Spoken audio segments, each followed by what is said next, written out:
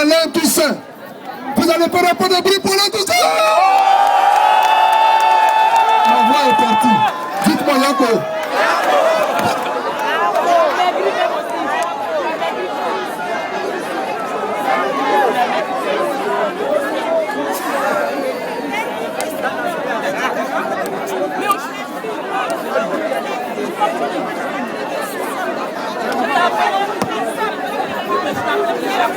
Allô.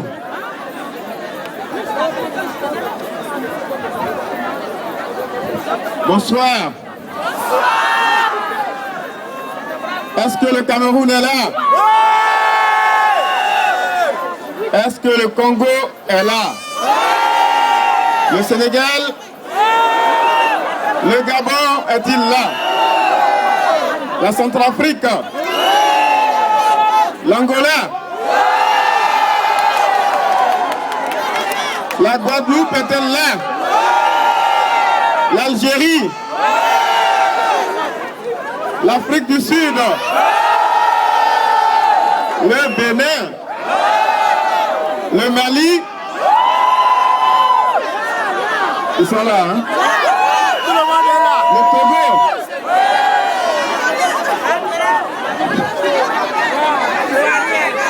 Le Ghana est-il là?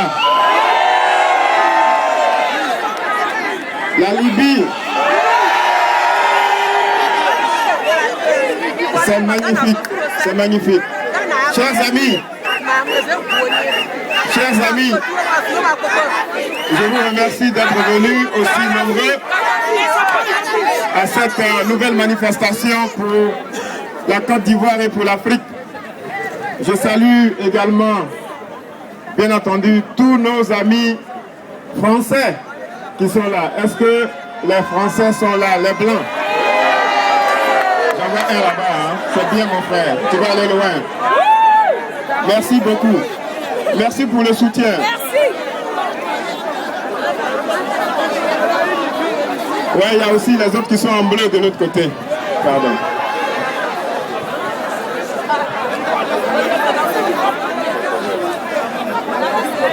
La Mauritanie est-elle là? Est-ce que la Mauritanie est là? Je vois une Mauritanienne, mais le pays n'est pas là.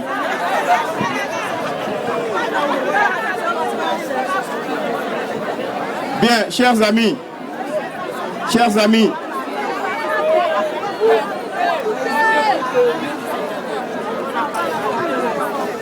je suis très heureux de vous savoir aussi en grand nombre ici à la place de la Bastille à Paris pour dire non à l'aventure barbare de M. Sarkozy qui est, je crois, le président de la France. Pour dire non aux agissements de l'armée française en Côte d'Ivoire. Pour dire non au projet d'asservissement de notre peuple par la France, par son gouvernement et par son armée. Si vous pouvez faire moins de bruit, ce serait bien. Alors, ce moment est historique.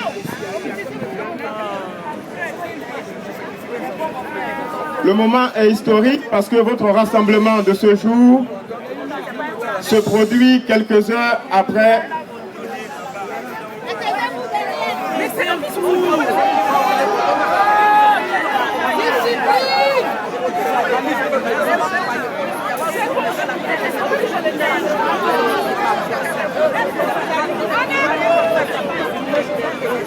Mais pour écouter, il faut se taire. Chut!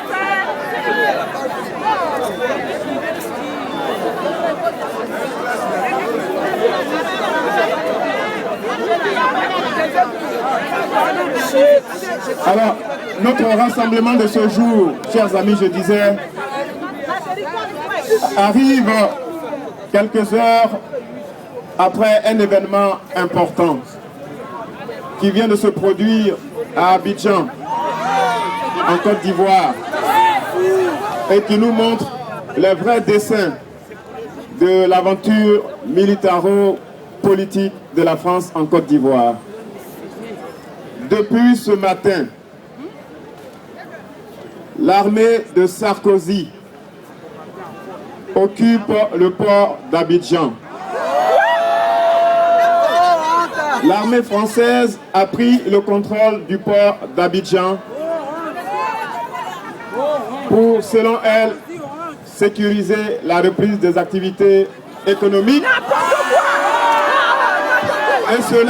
Et cela à la demande, dit-elle, d'un président prétendument reconnu par la communauté internationale.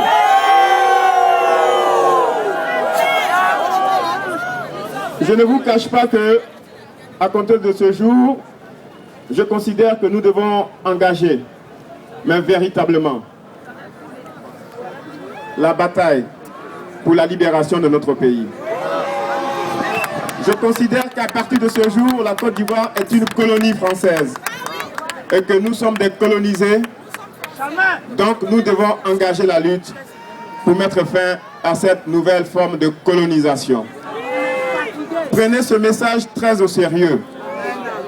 L'armée française contrôle déjà l'aéroport d'Abidjan. Cette armée s'est déployée sur l'ensemble du pays. Pas seulement à Abidjan, mais également dans la plupart des grandes villes de notre pays.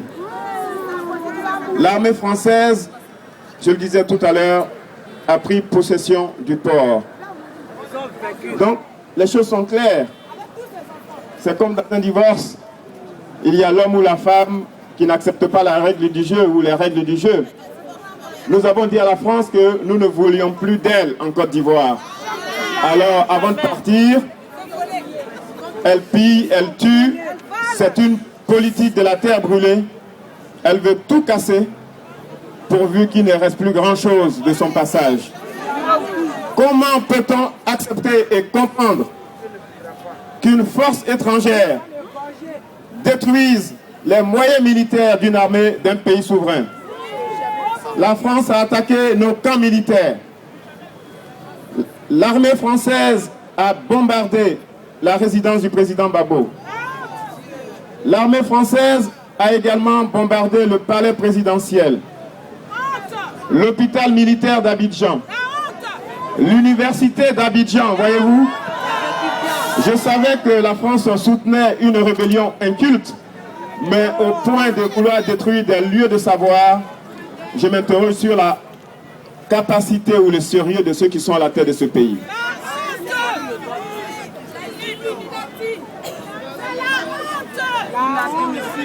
Et cette nuit, pour la 4e ou 5e fois successive, des hélicoptères français ont pilonné la résidence du président, prétextant de ce que des forces, ils appellent ça des forces. Hein, ici, quand on parle on dit l'armée française, mais maintenant on va dire l'armée de Sarkozy, parce que on identifie l'armée à celui qui dirige le pays. Donc, l'armée de Sarkozy a attaqué la résidence du président Gbagbo parce que nos militaires auraient tiré sur la résidence de l'ambassadeur. Bien sûr, il s'agit d'un mensonge d'État. C'est une pure affabulation, c'est une invention. Je vais vous expliquer ce qui s'est passé hier après-midi.